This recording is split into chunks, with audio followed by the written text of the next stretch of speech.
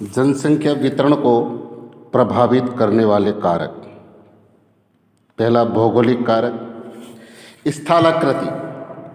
लोग सदैव पर्वतों और पठारों की तुलना में मैदानी भागों में ही रहना पसंद करते हैं, क्योंकि ये क्षेत्र खेती, विनिर्माण और सेवा क्रियाओं के लिए उपयुक्त होते हैं।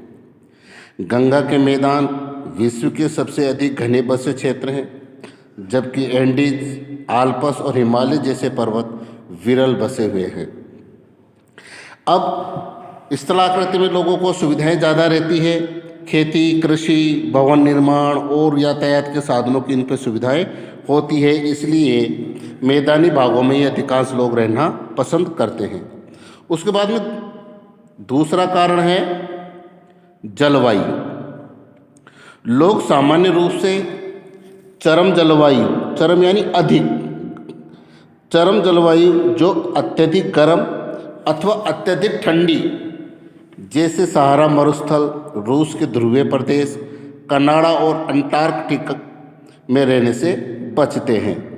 अब यहाँ का जलवायु क्या है कि या तो ज़्यादा होता है या बिल्कुल कम होता है, तो यहाँ पर लोग रहने से भी बचते हैं।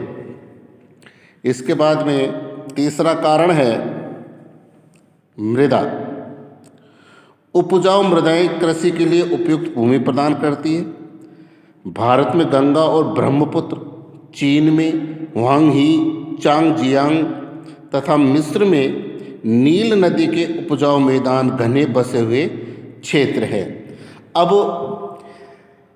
गंगा, ब्रह्मपुत्र चीन में हुआंगसिंग, चांगजियांग, मिस्र में नील नदी के किनारे इसलिए अधिक लोग रहते हैं कि यहाँ की जो भूमि है बड़ी उपजाऊ होती है, पानी की सुविधाएं यहाँ रहती है, इसलिए ये मैदान घने बसे हुए क्षेत्र हैं। जल।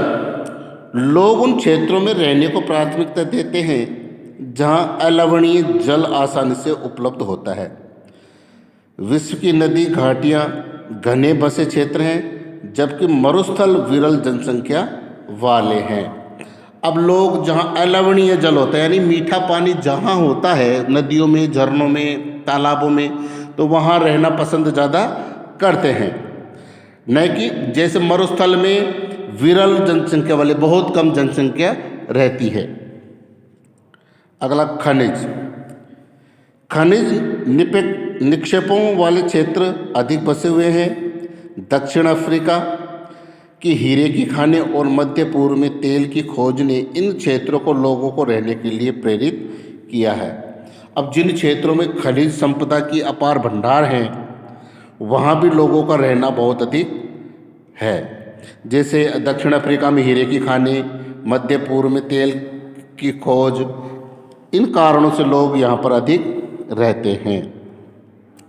इसके बाद में आता है सामाजिक, सांस्कृतिक और आर्थिक कारक।